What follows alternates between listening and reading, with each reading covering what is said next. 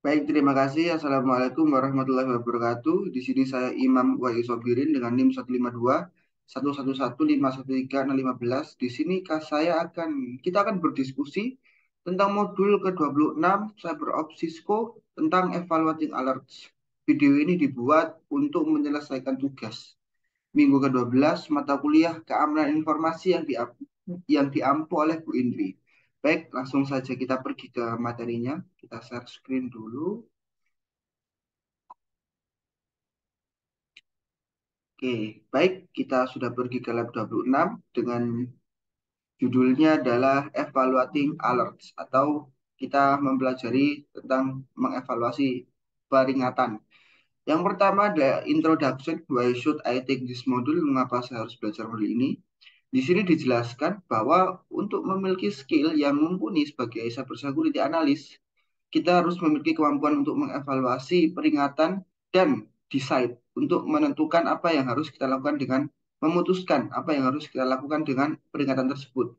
Pada modul ini kita akan belajar tentang dari mana peringatan itu datang, juga bagaimana cara kerja dari alert dan juga standar metode atau metode standar untuk mengevaluasi dan mengklasifikasikan peringatan. Yang kedua, what will I learn in this module? Apa yang kita pelajari pada modul ini yaitu ada eh, judulnya salah satunya adalah source of alert, sumber-sumber dari peringatan dan juga objektifnya adalah kita bisa mengidentifikasi struktur dari peringatan tersebut. Kemudian judul yang kedua overview, meninjau evaluasi peringatan dan juga kita objektifnya adalah menjelaskan bagaimana sebuah peringatan itu diklasifikasikan. Baik, kita langsung pergi ke bab 26.1 yaitu kita ada Security Union. Jadi Security Union ini bisa dikatakan sebagai rangkaian tools atau pemantauan keamanan jaringan yang dia berjalan secara open source pada distribusi Linux Ubuntu. Security Onion ini menyediakan tiga fungsi untuk menganalisa keamanan cyber seperti penangkapan eh, data, tipe data, sistem deteksi, instruksi berbasis jaringan, dan beberapa host juga mendukung sebagai analis peringatan. Security Online ini dapat diinstal sebagai tools pada platform Linux Ubuntu dan juga beberapa komponen Security Online ini dapat dimiliki dan dikelola. Artinya dia sudah bukan aplikasi biasa, dia tools yang sudah dikelola oleh perusahaan besar seperti Cisco dan Riverbend Technology. Tapi dia seharusnya juga open source walaupun dia dikelola oleh perusahaan besar. Kemudian yang kedua, kita alat untuk mendeteksi dan juga mengumpulkan data peringatan. Nah, pada security union ini ada banyak komponen yang dia diintegrasi dan dirancang untuk menyederhanakan penerapan solusi pengumpulan alert ini.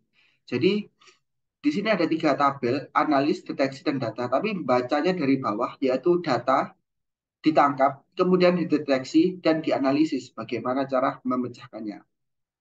Jadi gambar ini adalah ilustrasi bagaimana komponen security union bekerja sama, dimulai dari data, deteksi, dan analisis. Nah, sekarang kita akan belajar tentang membahaslah untuk alat deteksi untuk mengumpulkan data peringatan, yaitu ada CAPMI. CAPMI ini adalah aplikasi web yang memungkinkan kita untuk melihat transkrip PCAP yang dirender dengan alat TCP flow atau ZIG. Kemudian ada Snort. Snort ini adalah instruksi jaringan yang menjadi sumber penting dalam peringatan di indeks yang ada pada alat analisis kuil. Kemudian ada ZIG. ZIG di sini dijelaskan sebagai uh, sistem deteksi jaringan yang menggunakan lebih banyak pendekatan berbasis perilaku untuk deteksi intrusi atau deteksi pengganggu. Kemudian ada OSEC. OSEC adalah sistem deteksi diri yang berbasis host dan diintegrasikan ke dalam security onion. Kemudian ada WASU. WASU di sini dijelaskan ini adalah uh, salah satu penyedia solusi berfitur lengkap dan dia menyediakan spektrum luas mekanisme perlindungan titik akhir termasuk analisis log file, host, pemantauan integritas file, deteksi kerentanan, penilaian konfigurasi, dan respon insiden. Jadi Wahyu ini dia lebih ke arah penyedia solusi. Kemudian ada Surikata. Surikata ini NIDS atau Network Intrusion Detection System atau dia sistem deteksi intrusi jaringan yang menggunakan pendekatan berbasis signature. Ini juga dapat digunakan untuk mencegah intrusi inline. Kemudian kita lanjut, ada analisis tools atau alat-alat untuk menganalisa sebuah data yang masuk ya. Sebuah deteksi. Kita ada Squill. Squill ini dia menyediakan konsol tingkat tinggi untuk menyelidiki peringatan keamanan dari berbagai sumber. Squill berfungsi sebagai titik awal dalam penyelidikan peringatan keamanan. Banyak sumber data tersedia dalam melakukan pivot langsung dari Squill ke alat lain. Yang kedua ada Kibana. Hmm, Kibana ini adalah versi GUI, versi antarmuka yang interaktif dan memungkinkan query data serta memberikan visualisasi data yang fleksibel kepada pengguna. Dimungkinkan untuk berputar dari Squid langsung ke Kibana untuk melihat tampilan kontekstual. Jadi Kibana ini sebagai GUI, Graphic User Interface. Kemudian ada Wireshark, pasti tidak asing lagi. Wireshark adalah aplikasi penangkap paket yang diintegrasikan ke dalam Security Onion.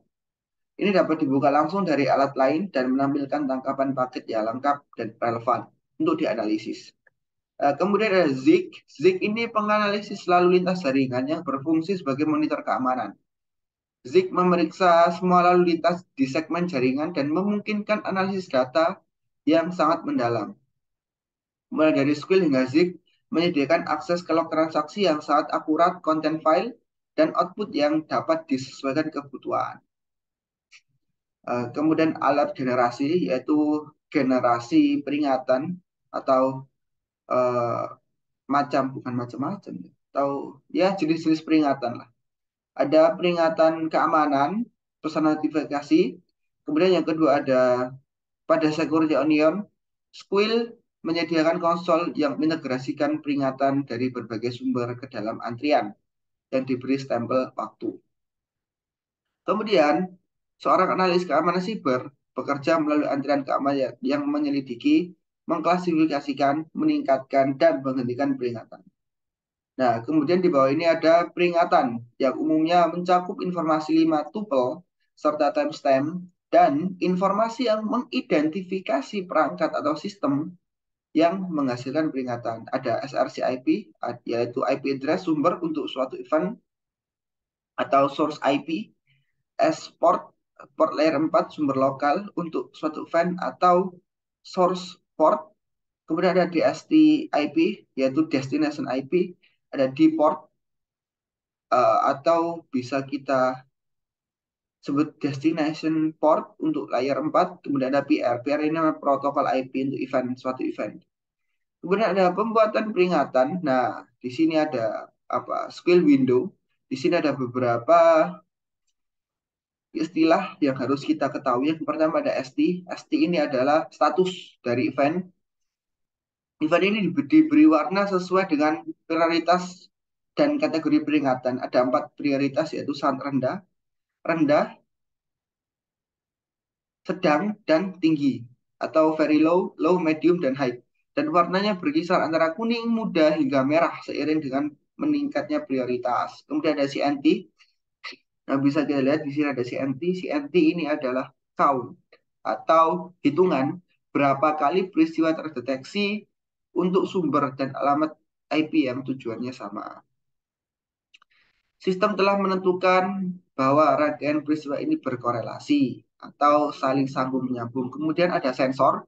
Sensor ini adalah agen yang melaporkan kejadian tersebut. Sensor yang tersedia dan nomor pengenalnya dapat ditemukan di tab status agent dari panel yang muncul di bawah jendela event sebelah kiri. Ini status agent status bisa ditemukan di sini. Ini penjelasannya. Baik, kita langsung ke rules and alerts atau ini saya rasa cukup. Rules and alert, aturan dan peringatan. Jadi peringatan dapat berasal dari berbagai sumber seperti NIDS yang nanti dia akan ditangkap oleh SNORSDI dan Surikata, ada HIDS, ada Access Management and Monitoring atau manajemen dan pemantauan aset, kemudian ada HTTP, DNS, dan TCP transaction, dan syslog message. Nah, informasi yang ditemukan pada peringatan ini ditampilkan di squeal dan akan berbeda dalam format pesan karena berasal dari sumber yang berbeda. Peringatan squeal pada gambar dipicu oleh aturan yang dikonfigurasi pada snort. Seperti ini. Nah, sekarang kita bahas snort. Jadi, snort adalah struktur ya, seperti struktur aturan dengan snort, yaitu dia terdiri dari dua bagian, seperti yang ditunjukkan pada gambar bawah ini. Nah, header aturan dan opsi aturan. Jadi ada header dan opsi. Rule location terkadang ditambahkan oleh squeal, terkadang ditambahkan oleh squeal. Ada rule header, rule option, dan rule location. Ini rule location ini kadang-kadang ditambahkan oleh squeal. Baik, kita bahas sedikit ya. Ada rule header. Nah, rule header ini adalah header aturan berisi informasi tindakan, protokol, dan pengalamatan seperti yang ditunjukkan pada gambar. Nih. Struktur bagian header konsisten di antara aturan peringatan snort. Snort sendiri dapat dikonfigurasikan untuk menggunakan variabel untuk mewakili alamat IP internal dan eksternal. Kemudian ada rule option. Rule option ini struktur bagian yang dia membuat variabel. Jadi ini adalah bagian dari aturan rules yang diapit tanda kurung seperti yang ditunjukkan pada gambar. Jadi dia diapit tanda kurung. Berisi pesan teks untuk mengidentifikasi peringatan. Ini juga berisi metadata tentang peringatan seperti URL. Nah, pesan-pesan di snort, di rule option, itu ada GPL, adalah aturan snort yang lebih lama dibuat oleh Sourcefire dan didistribusikan di bawah GPL versi 2. Kemudian ada ID, ID adalah aturan snort dari emerging threads yang merupakan titik pengumpulan aturan snort dari berbagai sumber. Kemudian ada VRT, VRT ini segera tersedia untuk pelanggan dan dirilis ke pengguna terdaftar 30 hari setelah dibuat VRT. Kemudian ada struktur lanjutan ya. Struktur lanjutan ini uh, seperti ini, the text. Jadi struktur lanjutan ini seperti ya tambahan lah untuk pembantu dari header option sama rule option. Ada MSG, content, reference, class type, SID, dan ini revisi. Kemudian kita sudah berada pada penghujung subbab pertama, kemudian kita akan masuk ke subbab yang kedua. Overview of alert evaluation, yaitu kita meninjau evaluasi peringatan. Yang pertama, ada the need for alert evaluation atau perlunya evaluasi peringatan. Jadi, ancaman terus berubah seiring ditemukannya ketahanan baru. Karena kebutuhan pengguna dan organisasi berubah, begitu juga dari sisi penyerang. Mereka juga pasti akan memiliki ide-ide baru untuk melancarkan serangan barunya dengan sistem keamanan yang baru juga.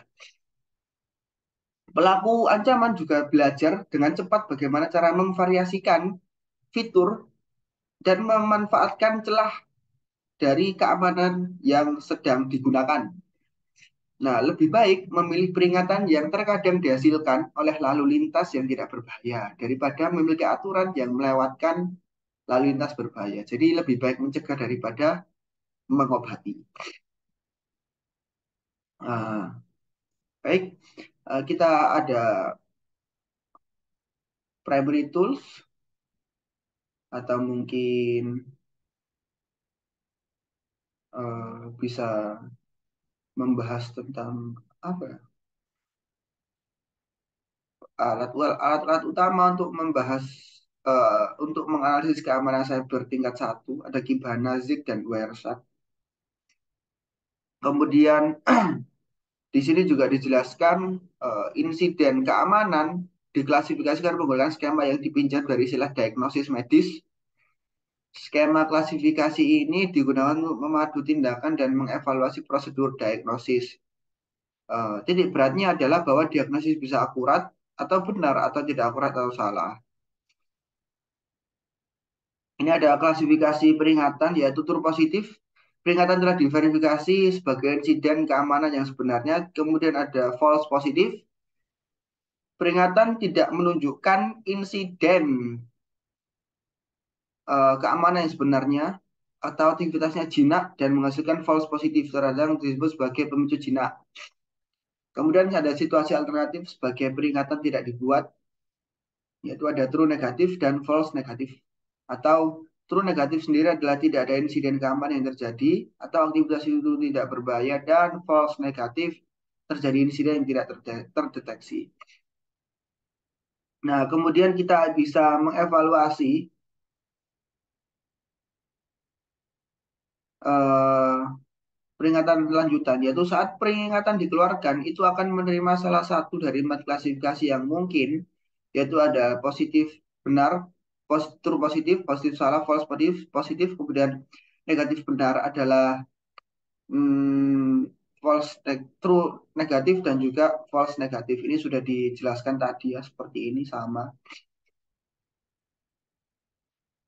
Mungkin untuk penjelasan lebih lanjut, true positif itu dia adalah peringatan yang diinginkan. Kemudian false positif bisa dilihat di sini, dia meskipun mereka tidak menunjukkan bahwa eksploitasi yang tidak terdeteksi telah terjadi, hal itu mahal karena analis keamanan cyber harus menyelidiki peringatan palsu, false positif. Dan true negatif itu dia lebih diinginkan. Mereka menunjukkan bahwa lalu lintas normal yang jinak diabaikan dengan benar dan peringatan yang salah tidak diberikan. Kemudian adalah false negatif, itu mereka menunjukkan bahwa eksploitasi tidak terdeteksi oleh sistem keamanan yang ada.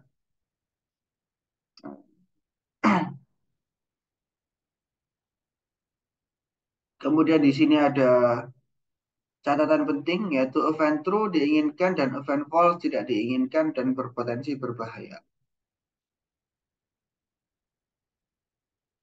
Kemudian kita bisa melanjutkan. Di sini ada deterministic analysis and probabilistic analysis, yaitu analisis deterministik dan analisis probabilistik. Analisis deterministik mengevaluasi risiko berdasarkan apa yang diketahui tentang kerentanan, dan analis probabilistik memperkirakan potensi keberhasilan eksploitasi dengan memperkirakan kemungkinan bahwa jika satu langkah dalam eksploitasi berhasil diselesaikan, langkah berikutnya juga pasti akan berhasil. Itu salah satu perbedaan ya, analisis deterministik dan probabilistik. Ya, kemudian kita ini ada kuis, mungkin bisa dijawab. Kita kan langsung pergi ke evaluating alert summary, yaitu kita memberi ringkasan tentang evaluasi alert. Yang pertama, apa yang telah kita pelajari pada modul ini? Ada beberapa poin penting di sini. Yang pertama adalah Security Onion adalah rangkaian alat network security monitoring open source yang berjalan pada distribusi Linux Ubuntu seperti yang sudah kita bahas tadi. Kemudian alat-alat Security Onion menyediakan 3 fungsi inti. Yang pertama, penangkapan paket dan tipe data, sistem deteksi intrusi berbasis jaringan dan berbasis host, dan yang terakhir alat analisis alert atau peringatan. Kemudian Security Onion mengintegrasikan data dan log IDS ke dalam satu platform melalui alat-alat berikut. Yang pertama adalah Squill, Kibana, bisa dilihat di sini. Dulu. Yang Squill, Kibana, kemudian ada Wireshark dan Zik. Itu adalah tadi adalah integrasi data log IDS ke dalam satu platform melalui yang dipakai alat-alat yang dipakai security untuk mengintegrasikan data dan log IDS. Kemudian ada beberapa rangkuman seperti peringatan dapat diklasifikasikan sebagai true positif, false positif. Kemudian ada true negatif, false negatif.